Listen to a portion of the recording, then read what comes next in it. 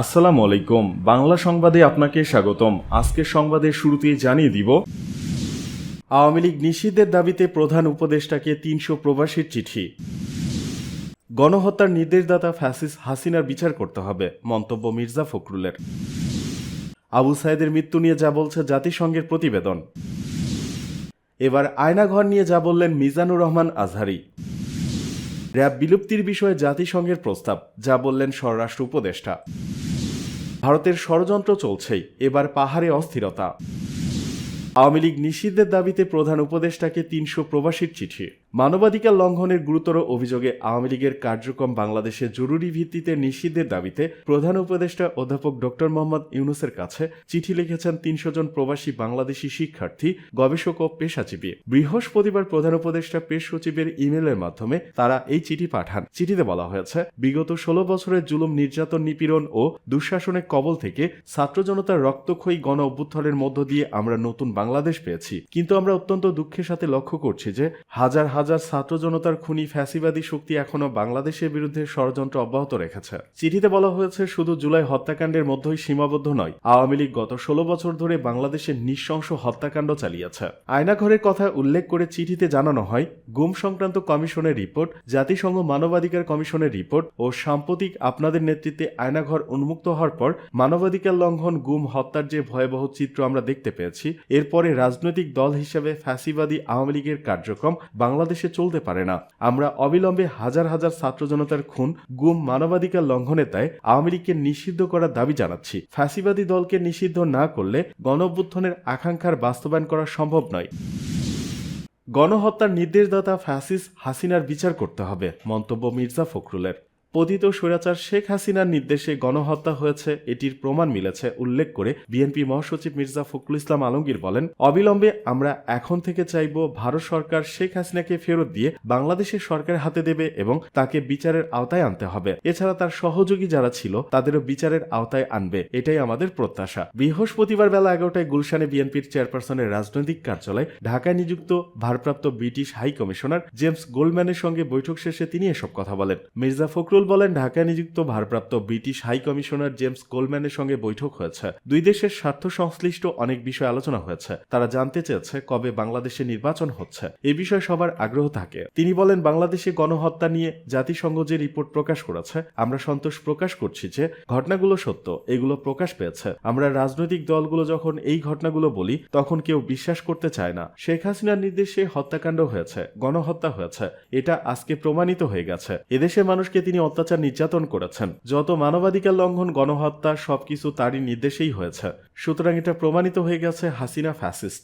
আমি জাতিসংঘের প্রতিনিধি দলকে ধন্যবাদ জানাতে চাই। এদিকে আবু সাইদের মৃত্যু নিয়ে যা বলছে জাতিসংঘের প্রতিবেদন।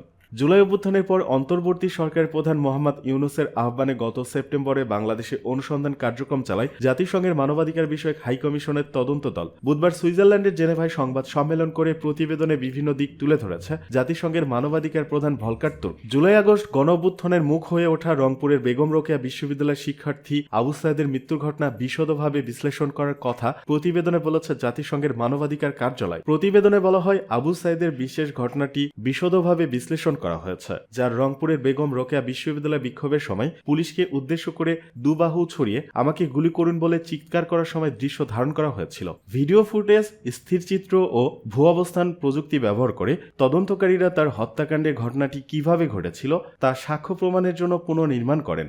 জাতিসংঘ বলছে, একটি ফরেনসিক বিশ্লেষণে এই সিদ্ধান্তে উপনীত হয়েছে যে তার আঘাতগুলো প্রায় 14 মিটার দূরত্ব থেকে ধাতব গুলি ভর্তি শটগান দিয়ে কমপক্ষে 2 বার গুলিবিদ্ধ হওয়ার সঙ্গে সামঞ্জস্যপূর্ণ ছিল। প্রতিবেদনে বলা হয়েছে, আবু সাইদ পুলিশের ইচ্ছাকৃত বিচার বহির্ভূত হত্যাকাণ্ডের শিকার হয়েছেন বলে বিশ্বাস করার যুক্তিসঙ্গত কারণ রয়েছে। জাতিসংঘের মানবাধিকার বিষয়ক হাই কমিশনার ভলকার তুর্ক বলেন, এই নৃশংস প্রতিক্রিয়া ছিল সাবেক সরকারের একটি পরিকল্পিত এবং সমন্বিত কৌশল, যা জনতার বিরোধিতার মুখে ক্ষমতা আঁকড়ে রাখতে চেয়েছিল। বিক্ষোভ দমন করার কৌশলের অংশ হিসেবে রাজনৈতিক নেতৃত্ব এবং ঊর্ধ্বতন নিরাপত্তা কর্মকর্তাদের জ্ঞাতসারে তাদের সমন্বয় ও নির্দেশনায় শত শত বিচার বহির্ভূত হত্যাকাণ্ড, ব্যাপক নির্বিচারে গ্রেপ্তার ও আটক এবং নির্যাতন চালানো হয়েছে বলে বিশ্বাস করার যুক্তিসঙ্গত কারণ রয়েছে। এদিকে এবার আয়নাঘর নিয়ে যা বললেন মিজানুর রহমান আজহারী। এবার আয়নাঘর নিয়ে নিজের ভেরিফাইড ফেসবুক পেজে স্ট্যাটাস দিয়েছেন ইসলামিক স্কলার মিজানুর রহমান আজহারি আজ বৃহস্পতিবার নিজের ফেসবুক স্ট্যাটাসে তিনি লিখেছেন, আধারের আয়নাঘর আস্থা করে নিপাত যাক, চির অবসান হোক বিভৎস সব জুলুমের, নিশ্চিত হোক মানবিক বাংলাদেশ। এছাড়াও তিনি ফেসবুক পোস্টের কমেন্টে লিখেছেন, রাসূল সাল্লাল্লাহু আলাইহি সাল্লাম বলেন, হে কাব ইবনু উজরা, আমার পরে যেসব নেতার উদয় হবে আমি তাদের অনিষ্টতা থেকে তোমাদের জন্য আল্লাহ তাআলার নিকট আশ্রয় প্রার্থনা করি। যে ব্যক্তি তাদের দ্বারস্থ হলো, তাদের মিথ্যাকে সত্য বলল এবং তাদের স্বৈরাচার ও জুলুম নির্যাতনে সহায়তা করল, আমার সাথে এই ব্যক্তির কোনো সম্পর্ক নেই এবং এই ব্যক্তির সাথে আমারও কোনো সংস্রব নেই। ওই ব্যক্তি কাউসার নামক হাউজের ধারে আমার নিকট আসতে পারবে না। অপরদিকে যে ব্যক্তি তাদের দ্বারস্থ হলো কিন্তু তাদের মিথ্যাকে সত্য বলে মানল না এবং তাদের স্বৈরাচার ও জুলুম নির্যাতনে সহায়তা করল না, আমার সাথে এই ব্যক্তির সম্পর্ক রয়েছে এবং এই ব্যক্তির সাথে আমারও সম্পর্ক রয়েছে। শীঘ্রই সে কাউসার নামক হাউজের কাছে আমার সাথে দেখা করবে। র্যাব বিলুপ্তির বিষয়ে জাতিসংঘের প্রস্তাব, যা বললেন স্বরাষ্ট্র উপদেষ্টা। র্যাপিড অ্যাকশন ব্যাটালিয়ন র্যাব বিলুপ্ত করার বিষয়ে জাতিসংঘের সুপারিশকে স্বাগত জানিয়েছে অন্তর্বর্তীকালীন সরকার। বৃহস্পতিবার বিদেশি নাগরিকদের জন্য অন অ্যারাইভাল ও ট্রানজিট ভিসা আবেদনের সুযোগ দিয়ে করা অনলাইন অ্যাপ উদ্বোধন শেষে সাংবাদিকদের এই কথা জানান স্বরাষ্ট্র উপদেষ্টা মোহাম্মদ জাহাঙ্গীর আলম চৌধুরী। গত বছরের জুলাই আগস্টে বাংলাদেশে মানবাধিকার লঙ্ঘনের ঘটনা নিয়ে জাতিসংঘের মানবাধিকার কার্যালয় বুধবার এক তদন্ত প্রতিবেদন প্রকাশ করে। সেখানে র্যাব বিলুপ্তির সুপারিশের পাশাপাশি বর্ডার গার্ড বাংলাদেশ বিজিবিকে কেবল সীমান্ত রক্ষা এবং প্রতিরক্ষা গোয়েন্দা পরিদপ্তরকে কেবল সামরিক গোয়েন্দা তৎপরতার মধ্যে সীমাবদ্ধ রাখার সুপারিশ করা হয়। একই সাথে আনসার ভিডিবির উপর সামরিক বাহিনীর নিয়ন্ত্রণ রোধ করে তাদের আইন শৃঙ্খলা রক্ষার কাজে সহায়ক হিসেবে কাজে লাগানোরও সুপারিশ করা হয়। র্যাব বিলুপ্তি সহ জাতিসংঘের অন্য সব প্রস্তাবের বিষয় সবাই বসে সিদ্ধান্ত নেওয়া হবে বলে জানান স্বরাষ্ট্র উপদেষ্টা। তিনি বলেন, জাতিসংঘ প্রস্তাব দিয়েছে, এই প্রস্তাব আলোচনা পর্যালোচনা করে সিদ্ধান্ত নেওয়া হবে। আমরা সবাই বসবো, বসার পর আমাদের যা ডিসিশন বা সিদ্ধান্ত তা জানাবো। এদিকে ভারতের ষড়যন্ত্র চলছেই, এবার পাহাড়ে অস্থিরতা।